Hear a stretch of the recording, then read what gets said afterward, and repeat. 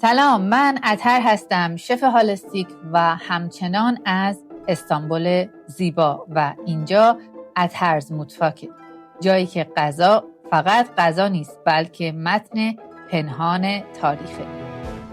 امروز در این اپیزود میریم سراغ یکی از مهمترین غذاهای سیاسی تاریخی منطقه، بورک.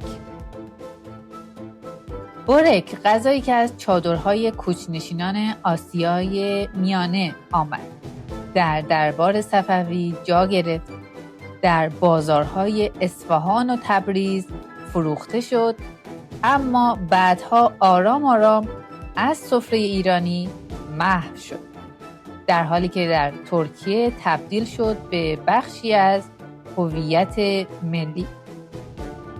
این فقط یک داستان آشپزی نیست، قصه کوچ، سیاست، زبان، ذائقه و قدرت. بخش اول، بورک از کجا اومد؟ برای اینکه علمی و دقیق صحبت کنیم، بورک یک غذای کاملا ترک تبار آسیای میانه است.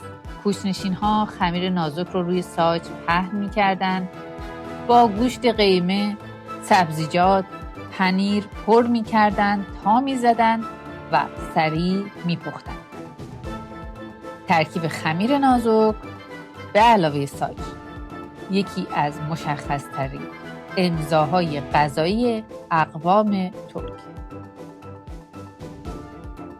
بخش دوم، ورود بورک به ایران. از قرن 5 هجری به بعد سلسله‌هایی مثل غزنویان، سلجوقیان و بعد آق‌قویونلوها، قراقویونلوها اقوام ترک زبان رو از آسیای میانه به خراسان، آذربایجان و عراق امروزی آوردن.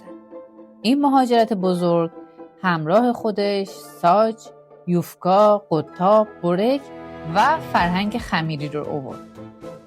در دوره صفوی ماجرا به اوج رسید. قزلباش‌ها ترک زبان بودند.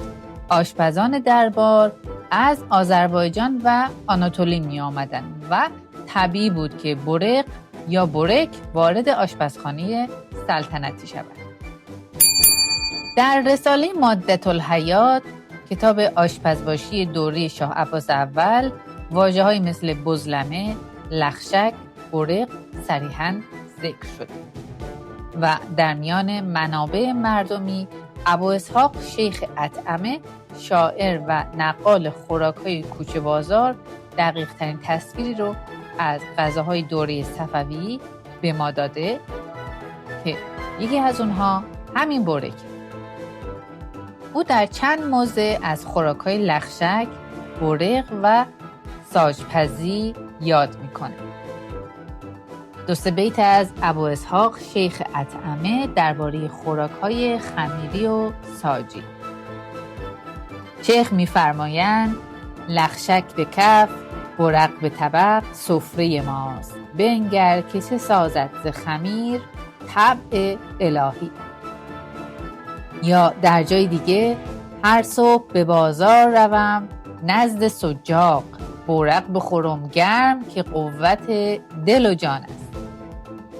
و از بزلمه‌اش طعنه برد نان تنک، این قوم چه دانند هنرهای خمیری. این ابیات شاهدی نادرند بر اینکه بورک نه فقط غذای درباری بلکه خوراک خیابانی مردم هم بوده. بخش سوم، چرا بورک در ایران ریشه گرفت؟ سلسله صفویان در نقطه اتصال ایران، آناتولی، قفقاز ایستاده بودند. بازارهای اصفهان، تبریز و اردبیل پر بود از خوراک‌های ترکمانی، قطاب، بورک، یوفکا، ساجپزی. بورک یک غذای رسمی نبود، یک خوراک خیابانی بود، سریع، ارزان، روزمره. دقیقاً همان تصویری که شیخ اطعمه روایت می‌کند. بخش چهارم، چرا این غذا از سفره ایرانی حذف شد؟ اینجاست که تاریخ سیاسی غذا خودش رو نشون میده. اولین دلیل قطع ارتباط ایران و عثمانی پس از سقوط صفوی. با جنگ‌ها، تغییر حکومت و سقوط صفوی مسیر آناتولی به سمت ایران بسته شد. قضا بدون تداوم فرهنگی زنده نمی‌ماند. دومین دلیل تغییر ذائقه ملی ایران به قالب پلو خورش. در دوره قاجار و پهلوی هویت غذایی ایران بر برنج، خورش و کباب باز تعریف شد. آش‌ها و خوراک‌های خمیری تا نسبتی به حاشیه رفتند.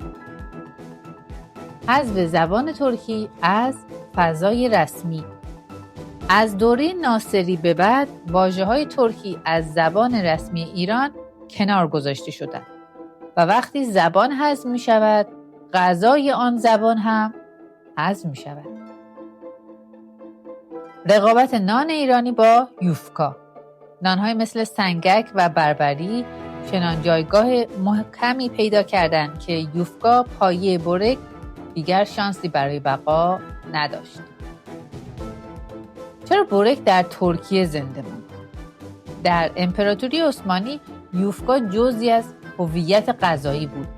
برکخانه‌ها و ساچخانه‌ها توسعه پیدا کردند. برک بخشی از هویت شهری شد و تا امروز تبدیل شده به حافظه طعمی ترکیه. پس برک فقط یک لایه خمیر نیست، یک نقشه تاریخی سیاسی است.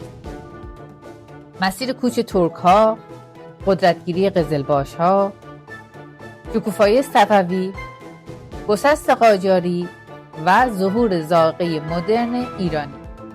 اما آن طرف در کشور همسایه ترکیه برک ماند. در ایران تبدیل شد به یک یادگار از دوره رفت آمد سیاسی و فرهنگی. اگر این اولین اپیزودی بود که ما رو دنبال کردید، باید بگم که ما در اتهرز مطفاک برای اولین بار مکتب آشپزی از زاویه تاریخی و سیاسی رو روایت می‌کنیم با محوریت تاریخ ایرانی و عثمانی، از صفوی تا قاجار، از آشپزخانه دربار تا خوراک‌های مردم کوچه و خیابان.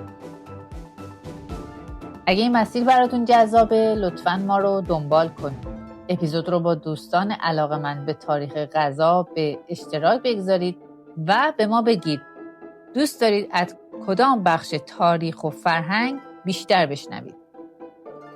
دوران صفوی، قاجار، مغول‌ها یا خوراک‌های فراموش شده. من اطهر هستم و اینجا اتهرز مطفاک، جایی که غذا یک روایته.